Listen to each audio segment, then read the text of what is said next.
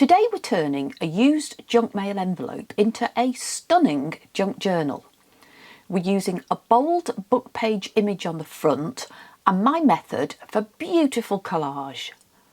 I have some amazing books to share with you today which have these images for the covers, but of course you can use absolutely anything that you have in your stash. This video is a little bit different today. It's part of a collaboration called #ABCApril2025, but as usual, to make things really easy, we do of course have a plan. Take a screenshot of these process steps or find them for free along with over 60 others over on Pinterest.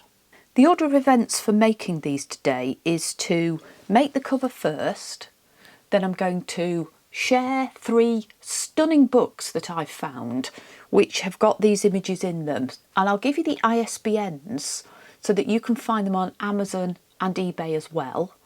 I'll do a page turn towards the end of each of these, particularly this one because it's full of chubby loveliness. This is slightly more eclectic, and in this one I thought it worked really well with just plain pages, so I've got lined and plain paper in here, and then also towards the end I'll just share a few thoughts on closures such as the one here with a ribbon. So stick around to the end till we get to all of that, but the first thing we want to do is gather our small junk mail envelopes. So any type of smallish junk mail envelope will do. It can be any colour, it can have a window on it or not, that doesn't matter, and it can have these tatty edges. But what we do want to do is open them up on 3 sides and then tidy up any tat that there is. In fact, if it's not actually been opened like this one, you sometimes get these in little packages that come through the letterbox, don't you? And we can just seal that down and open it up as well. So why don't I just do a couple of those to show you. So this is the one that hasn't been opened roughly, so I would glue that down and then open it with my knife very carefully. It's a blunt knife because I've been taking the spine off various books and I think I've really had a go at this one. I probably need to treat myself to a new one. So I want it to be open on 3 sides like that, and if I have a tatty one I'd open that on 3 sides. Let's just open this one up. Oh, it's done. Open this one up, and then if there are any tatty edges like this one, this part here, the extra, and in fact any flappy bits like that, can just get glued down like that. Obviously that means we've got a bit of a gap over here, but that doesn't matter because we're going to fill it in. And what we're going to do first is decorate the exterior. So for this project I actually gutted a whole book, and I did that because there were just loads and loads of images inside it. The whole book is made up of these sorts of beautiful pages.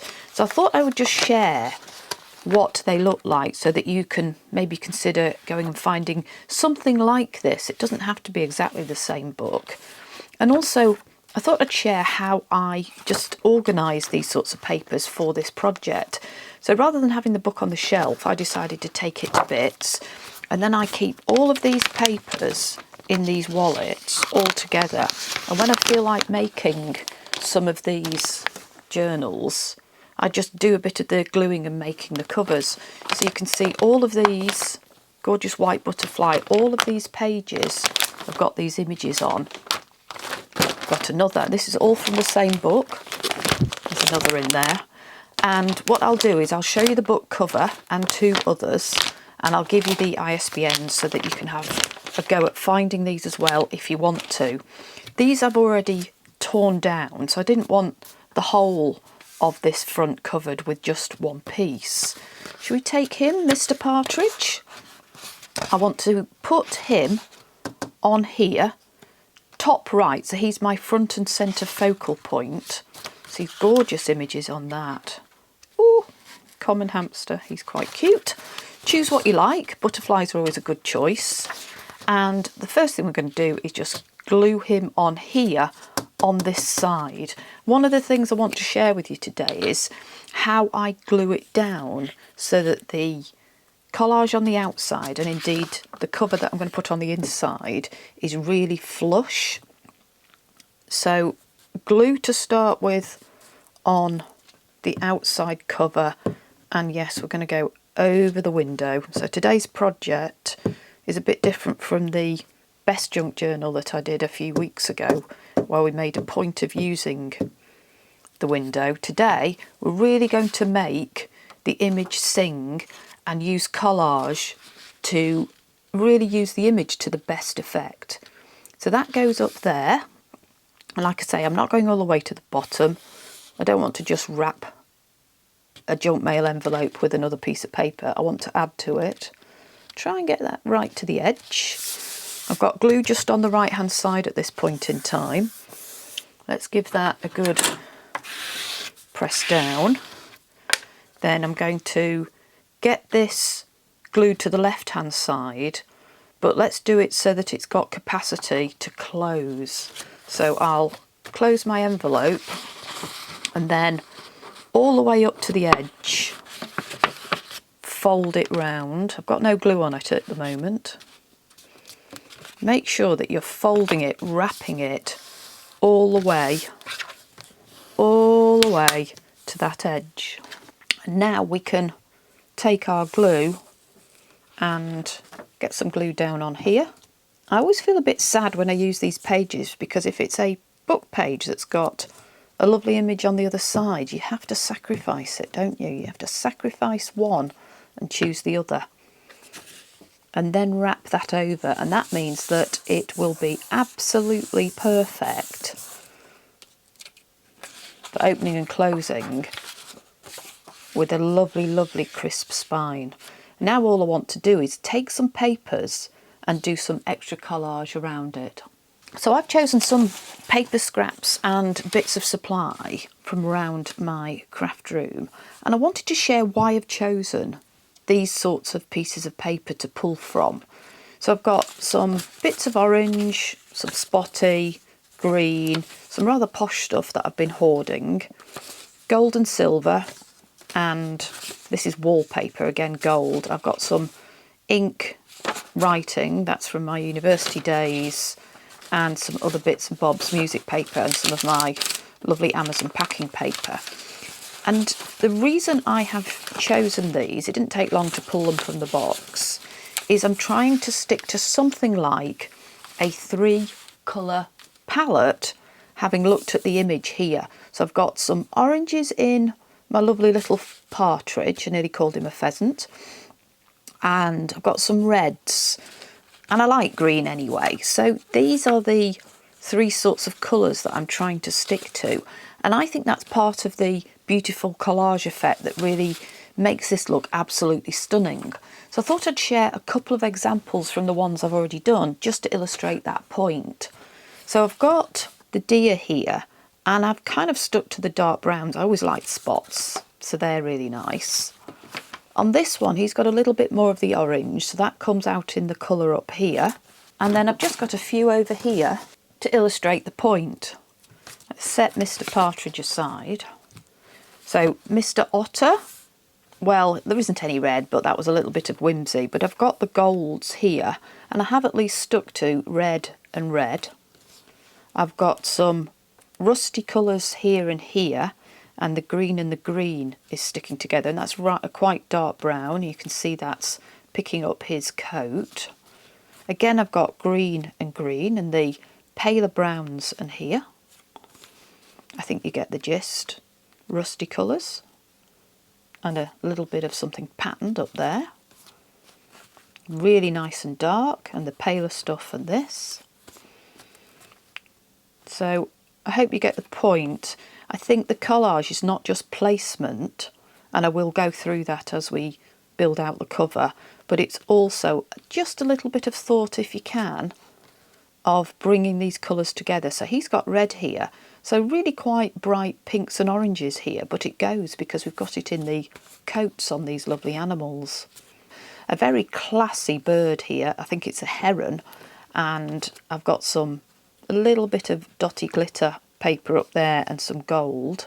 So I think that goes with the sort of grey gold of the coat. And again, pink, green, pink, green. So let's just put a little bit of colour on our partridge page. I'll go for something down here. I've got some music paper. So that can go on here. Overlap the clean line, the clean edge, just to give it a little bit more interest and show that torn edge, which I really like. Now I want to fill this out down at the bottom. I think I need to use this because I want to have some of the orange on the front, so that that's really working hard. I don't want to cover up too much of his feet, so I'll place it so that I'm seeing plenty of his feet and just trim off the excess.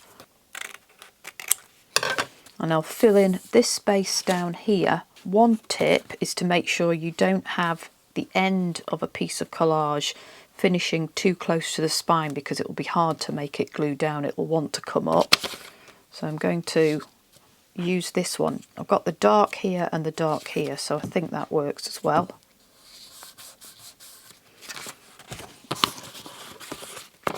And I'll use the same trick as I did with the main piece of paper with the bird on. So fold that round and then glue it down. It all helps to get a much more trim and, dare I say, professional looking finish.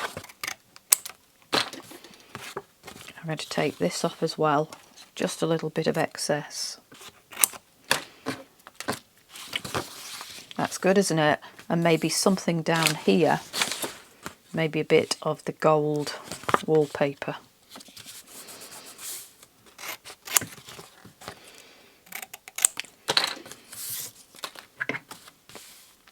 What I found really works is to add something that pulls it all together, that balances it all, because it's a bit naked up here with something at the top right.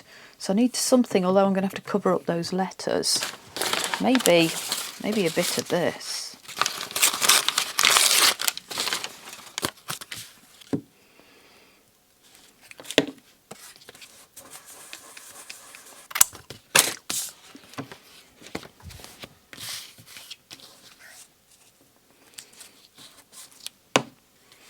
And I want to put just a little bit of an extra focal point at the bottom, and these are particularly bold, so I also want to slightly dumb them down, so I'll find something for that. I like this one, but the border is too heavy, so I'm just going to trim that down. You don't need to put a label on. You could use any stickers you've got, or nothing at all, or you could scribble on something and use that. It's in the same browns, so I think that helps. Don't cover up his toes. And now all I need to do is round the corners, and I've got the outside done. The next thing we're going to do is line the interior with I'm using a glossy book page because it's the one I've got that I really like, and the paper's quite thick.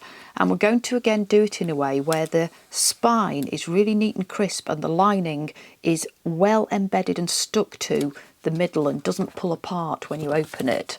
This is the book that I'm using, quite large, so I'll no doubt trim a bit off, but it's got absolutely stunning pages and it's got lots of colour, which I really like. I think this particular project is about using colour and enjoying that colour and enjoying mixing the colours together. So I'll take one of these pages out.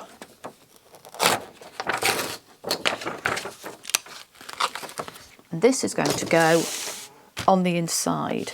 So what I do, because I know that this is wider than my envelope, is I do try to optimise the images that go on here. So I don't want this to just go lined up to the left and have spare white space here. So what I will do is get glue on one side of this to start with, just like we did on the outside. Glue up one side, and don't forget, to make things easy, we have already rounded the corners so that I don't have to try and get too many layers through my corner rounder all at the same time. So I'm going to put this one on so that I cut off, because I've got excess width, a little bit of that excess white, and just line it up at the top. So I'm going to press down on this side, which is where the glue is. Make sure that's nice and flat. Press the page down, beautiful. And then here's a little bit of work. So I can see where the fold is, and I'm going to press this page down into that fold and gradually make it more and more specific. So hold this side up, press it in. I'm not going to use my nail because I don't want to mark the page. Press it in, getting closer and closer. And as you get more confident that you're actually into that fold, you can get your bone folder out and just run it down it. So what we're doing is making sure that this internal cover is beautifully affixed, and it just looks fantastic and perfect when it's done. That should do it. When I've got to that point, I know I've got this inside cover right into the fold. I will fold it over and then fold this over. So let's get that. It naturally sits in the right place now. Just be confident, if you've done it right, it'll work. And then I can add glue to this side, like that. There's my window, not using it today. And bring this over. And of course I'm going to cut off the excess, but I find it easier to do it this way than to try to trim my paper to size and then add it. There we go. And that sits beautifully in the middle. So I'll just trim around it and take off the excess. Now I'm going to sew around this, and I'll show you what that looks like. If you don't want to or can't sew around it, then do make sure you add plenty of glue. Obviously I can compensate slightly with the stitches holding it down. So just add plenty of glue right up to the edges if you're not going to sew around it. But I would sew around this and it would look something like this. At this stage we want to add a signature, so the pages that go inside. And I've got two different types to share with you today. Each of these has its own little merit, so I thought I would point that out. For the actual binding, I've used a figure of 8 pamphlet stitch, but I've also made this really strong by adding a twisted spine. And that twisted spine, if you haven't already seen it, was one that I came up with when I created my little set of journals here. So these are my bare book page journals, and on many of them I made them stronger with this twisted spine. If you'd like an in-depth step-by-step process that just takes you through how to do that, then I'll put the minutes and seconds where you can find that in this video on the screen. But I would suggest that you do that because it's not that complicated, and I think it really adds robustness and a professionalism. Now you can of course put anything you like in these. Shall we do this one first? So undoing the ribbon here, inside I've got, let's say, one of my more typical eclectic mixes of papers. So to just go through this quite quickly I thought would be interesting, so that you can maybe get some inspiration for how you want to do it to your style. In a moment I'll share some thoughts just on closures and those wonderful books that I've used to do this. But just turning the pages, I've got a pocket on the inside. I've sewn around this page, lovely, lovely aged quality to this children's book page that I used. I like pull-outs because they're really interactive. I've got my snippet here, so you could tuck something under there if you wanted. Just sewing around the page, adding little bits of paper that were on my desk, adding a little bit of paper that I'd punched, folding, spaces to glue more things if you want to, special pages from books that I set aside. and make sure that the really lovely pages go in my journals. This is actually a page from my first year at high school in a science lesson. Oh, this in the middle is one of the wallets I made in last week's journal. I made a ton of these wallets that are special because they go really flat because of the way that I've designed coming up with these corners. The corners are mitered, really simple. If you'd like to see how to make these, then I'll put a link to this and all the other videos I mention in the description box down below. But these are superb for putting in the middle of your journal because you can then tuck really nice things in. So I just whizzed together a little notepad here. I had some spare ribbon and that seemed to go with the style. I've included my note from the bookmaker. Again, I'll put a link in the description box to the video where you can get a copy of that. And just another little journal card. But it goes quite flat, which means it's acceptable to go in a journal with this kind of size. Oh, aren't they cute? Lovely colours. I absolutely love that bird book. So more pages folded up with a pocket. One of my pre-made journal pages. I have a video on pre-made journal pages. Very quickly, just turning the pages, some pretty images, somewhere to write. So this has got more book page in it. Still place to write, but you know, quite a bit of book page. This is one of my stickers that it's not actually coloured on this sticker. If I just show you what I did. So I came across a whole load of labels in the charity shop. So I wrote and I doodled on some of them and got some nice little botanical images. I wrote journal on some, handmade by Joie, and I coloured them with my little brown paint sticks for quite a lot of them. On this one, on the original, I think what I did was I ironed it with wax. I've got my happy place, some more doodles, grateful, smile every day. And then what I did was I took the original and I scanned it and I also copied it and I printed it out on another page of labels, which means having done the original work for the doodling, I don't have to repeat it, or I don't have to repeat this. And all I've done is just peel one off, put it on here and add a little bit of a border with faux stitching, and it looks like I've coloured it. It's a lot faster. So that's one style of journal. And the other style, this is flatter.